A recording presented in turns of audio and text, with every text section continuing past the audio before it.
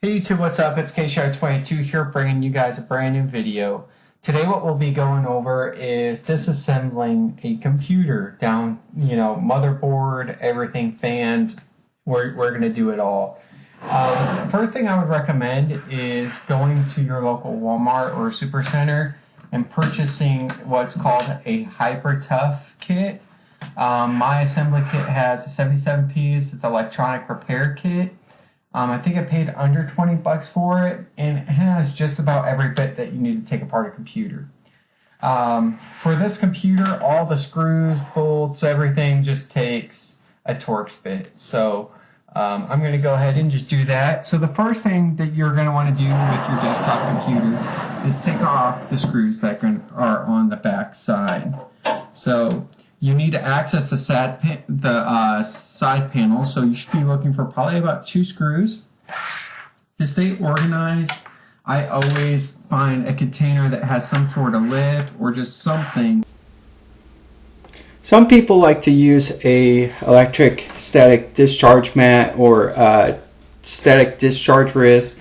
I've actually never used them except for like in college classes and stuff like that. If you find that something you want to use, you can. But the next thing that we can go ahead and take apart is the hard drive. Some of these have like little lever actions that pop them in and out super easy. This one actually uses 4 screws, 3 of which I've actually taken out. We can go ahead and unscrew the last one, but we want to dismantle the wires first. We'll go ahead and do that. Then we should be safe to take out the hard drive. Now, I always put my hand underneath of it in case if for some reason it were to drop. We do not want to drop it into the motherboard itself.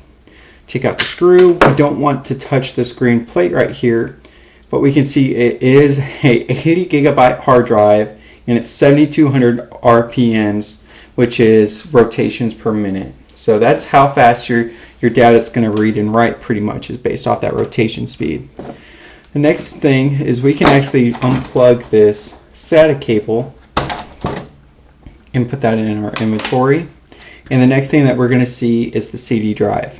We're going to unplug those wires, starting with the SATA cable, and then we can go ahead and unplug the SATA power cable.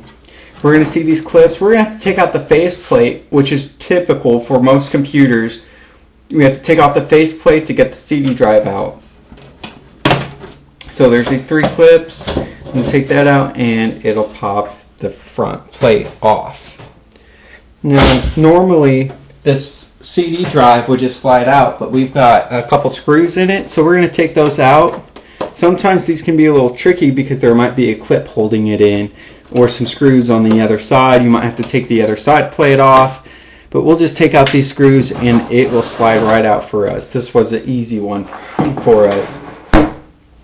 So now what you'll notice is here on the front plate is we've got a speaker and some ports and stuff. And I mean, we could reuse that for some stuff, but it's not going to fit in another computer correctly unless we've got the same model case. So those aren't really cross compatible there, but the next thing that we're going to be looking at is this power supply unit right here. It's going to have 4 screws on the outside. So we can go ahead and start by unscrewing the first one. And it looks like I've actually taken all those out. So then you're going to want to make sure that you take out you want to unplug all the cables that are connected to this, if there's any left. We're going to have this main one right here. This is going to be really difficult. You're really going to have to tug on it. But make sure you don't put too much pressure on the motherboard. And then there should be a 4 or 6 pin connector somewhere else. We'll want to make sure that's also disconnected. So manufacturers do this fun thing where they really get down to cable management and they will zip tie these wires to all sorts of things. So I've got this power supply. It's actually zip tied to this fan here, and it's even zip tied to the power supply itself. So that means we're going to take out this fan, and this fan's also connected to this port right here, so we'll unplug that. So the next thing is we have to take the fan out. Sometimes there's 4 screws, sometimes there's just 2. It's really up to your manufacturer how many screws are in there. So the thing about these screws so far is that they've all been the same across the board. Everything I've unscrewed up to this point has been the same type screws all the way through. But what you're going to notice here is that the fan screws are a bit thicker, and they're a bit wider threaded as well. The threads are a lot more wider. So that helps put the screw into the plastic of the fan to keep it mounted. We'll go ahead and take out the CPU, the PSU now. Alright, so here we have it. We'll go ahead, stash that in our inventory. We can take these clips off or we can leave them. It doesn't matter. Alright, so we're about down to the bones of the computer. It looks like we've got a motherboard. We can take the CPU fan off, but then we're going to have to reapply thermal paste because if this heatsink comes off with the fan, we're going to have to reapply that thermal paste, which I do not have in inventory. So what I'm noticing here is to take out this motherboard is we've got a couple things holding it in place. Let's go ahead and take out these wires first.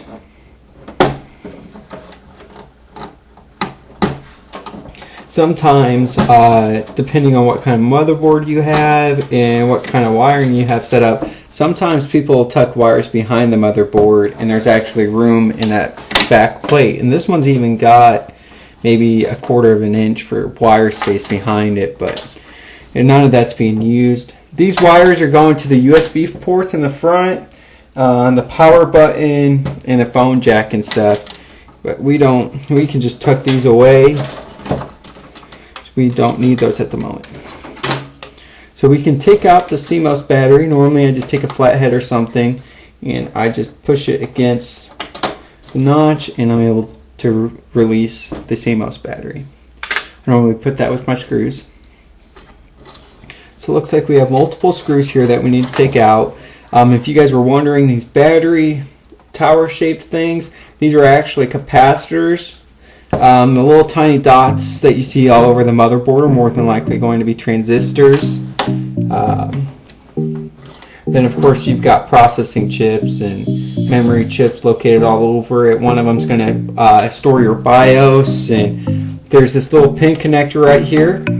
If I were to switch this over and put this pin connector over one slot, that's going to reset my CMOS settings. So we'll go ahead and take out these screws from the motherboard, and pretty much here in a second we'll have an empty case. And lastly, I might even, just for a treat, take off that front USB port.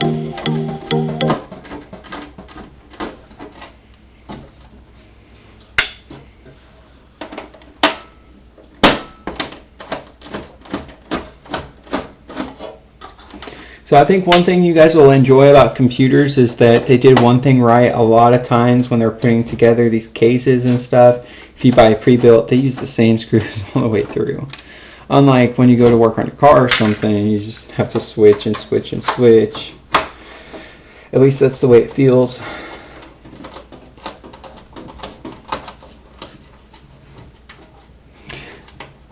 It really does not take long to take apart a computer. It's sometimes, if you get like a beeping noise on your computer, sometimes that means that your RAM needs reseated. That just means you need to take out your RAM, try to power it on, turn it off, and reseat the RAM. Re-put the RAM back into its slots. Okay, so that looks like it's about it for the motherboard. Looks like it's going to come out pretty loose and easily. And she is heavy. So there's the motherboard, you guys. All intact. All looks good. We've got the CPU right there. And heck, we've even got some dust that we can clean out. So we want to set this on a very flat surface without, that's insulated. So wood, not metal. And lastly, I guess, I promised you guys that I'd take out. You can, I don't know if you'll be able to see from that angle, but you can actually see the speaker in here. It's actually right there. It's like a metal looking thing. We can go ahead and try to take this stuff out. Speaker looks like it's got one cable and a couple notches. I normally flick my fingers, and that's how I get this stuff to unscrew super easy. And wow, this is actually awesome. Look at this. So they've included 8 screws extra in the case. Like, they're just sitting there and they're not connected to anything. So that's actually pretty cool. I've actually never seen that before.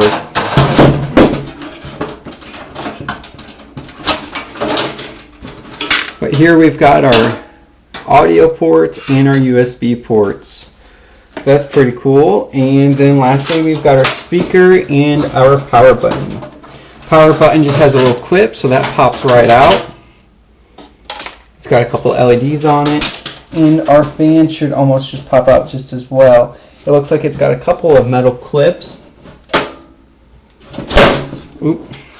So there is the speaker. Fun thing about these speakers is they work just like normal speakers. So if you've got a stereo system that you can plug this into, you can actually use this just regular stereo speakers. Just be careful not to blow them. But that's it for the disassembly of the computer. All we have is just a bunch of aluminum right here, and the next video we'll be putting it all back together.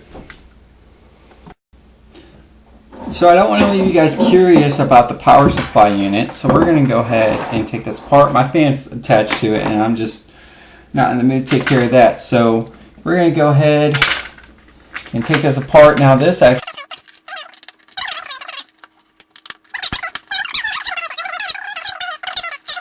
whatever it might be, you do not want to just replace those. I mean, it's not worth your house burning down or your computer frying or losing all those photos you had, you know. So I would not, I just wouldn't, I wouldn't chance it. These screws are in there tight. They do not want you to get in this. And honestly, blowing air into it from like the side vents and stuff like that is honestly suffice enough. But if you like to get your hands dirty like I do, then this might be something that interests you.